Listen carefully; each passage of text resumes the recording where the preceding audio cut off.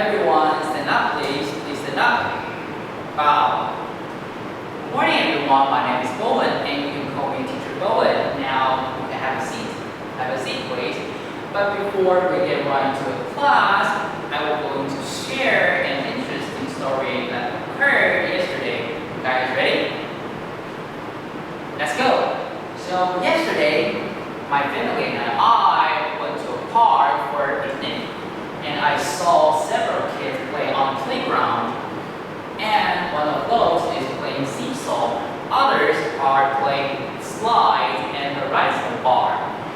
Then I had to prepare for a picnic, so I get out those food, I take out those resources, and I also have to take out the tool to open the food package. So the tool contains scissors, chopstick, and spoon, etc. After all, when we finish the picnic, we have to clean up the area and to make the park a sustainable environment. Now stop here. Wait a minute. Now the question is there any kind of liver tool in my story? And what is it? Any answers? Susan? Scissor. Yes, scissor is kind of liver tool. Any other else? Tom? Seesaw. Yes, seesaw is kind of liver tool. Any other else? Billy? Chopstick. Yeah, chopstick is kind of liver tool. And before we get right to the class, last class we have talked about liver, and now we have to review it. So first of all, it is the liver. Now the second point is fulcrum. So what is fulcrum? It is in the middle of the liver. Now here it is liver. So fulcrum is in the middle of the liver to support liver. Move on to the next point, it is apply force. So we have to have force point to make apply force occur. And if we combine apply force with force point, and we can make a force arm. Move on to the next point, it is resistance. And to make resistance occur, we have to have resistance point. And to combine resistance and resistance point, we can make resistance arm. Get it? Let's go. So now we have to measure about the distance and the force by using the liver tool. Ready? Excellent. For example, now the first question is we have to make liver balanced here. And if the liver is balanced, that means the force arm has to be equal to the resistance arm. So the first question is the resistance is 3 counterweights, and the distance of the resistance is 2 units. Now, the distance of the applied force is unknown, but we know about the counterweight of the applied force is 2. So the question is, how many units is the distance of the applied force? So the function is function 1, abbreviated as F.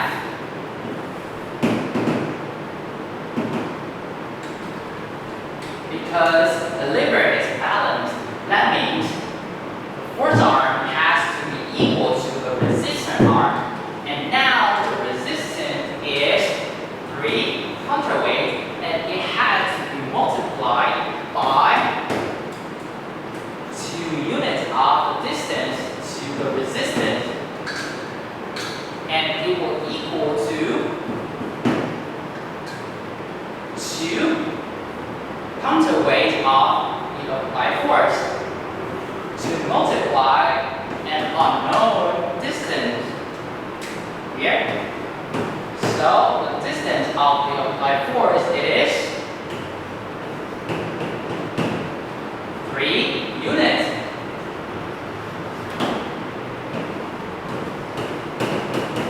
Perfect. Now we have several questions for you guys. Are you guys ready?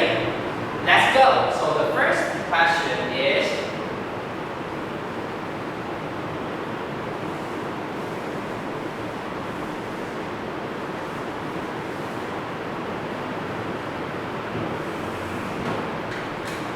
we know about the resistance is 6 counterweights. But we don't know about the units, the distance of the resistance, so it is unknown. But now we know about the counterweight of the applied force here. And we know about the distance of the applied force, it is 2 units. So now the question is, how many units is the distance of the resistance? You guys have 10 minutes to do it. And later on, in group A, you have to answer number 1. Question number 1. Group B, you have to answer question number 2. Group C, you have to answer question number 3. Ready?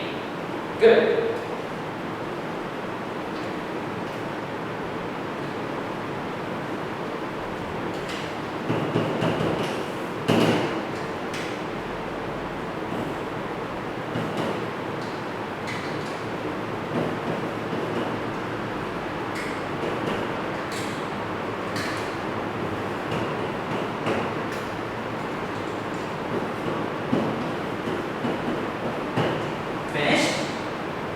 Group A finished question number 1, so let's have a look at it.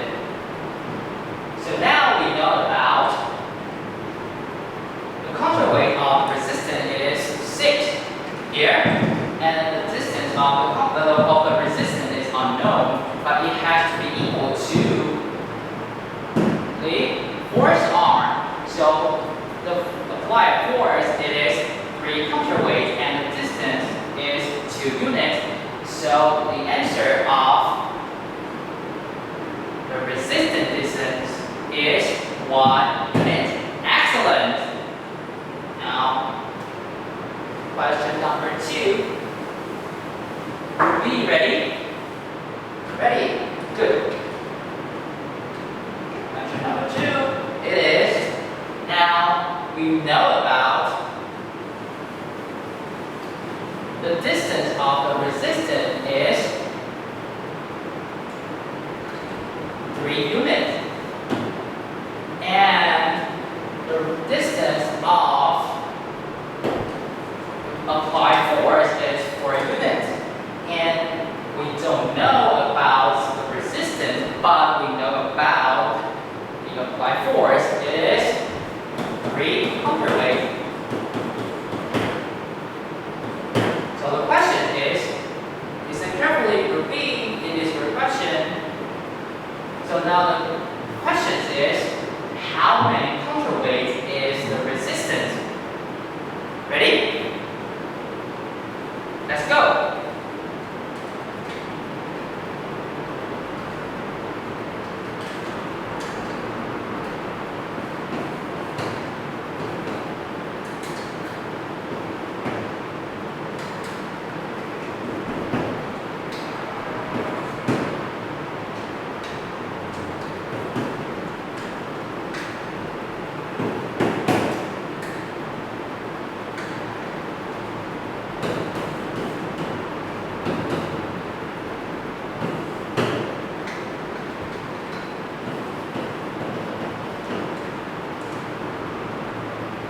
You finish it?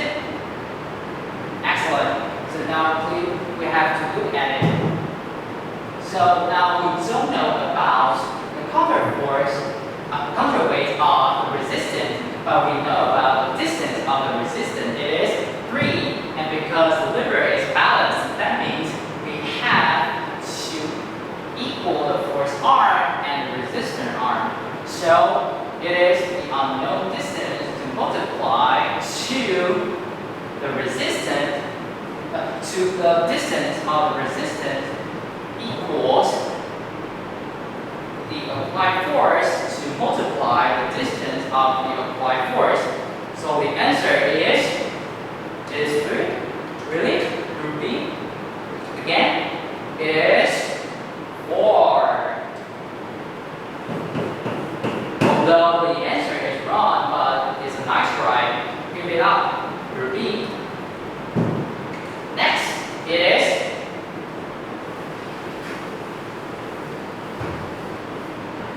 Group C's turn. Question 3. Group C, ready? Let's go. So the question is, now we do know about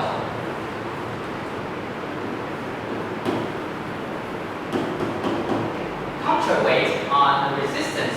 So the counterweight of the resistance is 4. And the unit to the fulcrum is 3 units. And now we know the distance of the applied force is 2 units. So the question is, how many counterweights is the applied force? Group C, ready? Let's go.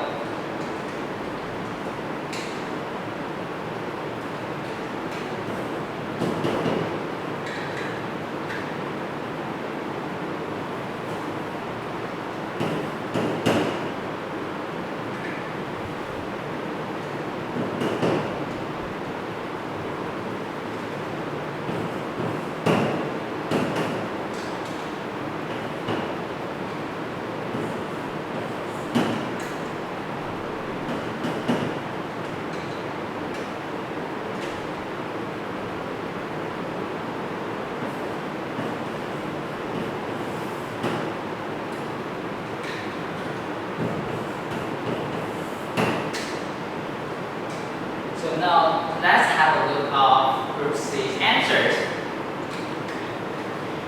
So now we know about the counterweight of the resistance is 4 counterweight, and the distance of the resistance is 3 units.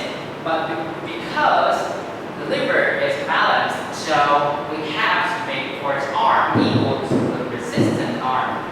So 4 multiplied to 3 equal counterweight of the applied force multiplied to 2 units of the distance of the applied force. So the answer is 6 counterweights. That's the exact answer. Get it? Hold on a second. Now I have 3 questions for you guys. First of all, if the resistance arm is bigger than the force arm, then can we save force or can we save time? Any answers? And see, we can save time, but we have to pay more force on it. That's the exact answer. The second question is, if the force arm is bigger than the resistance arm, and now we have to use more force or use more time. Any answers? Tommy? We have to use more time, but we can save more force. That's the exact answer.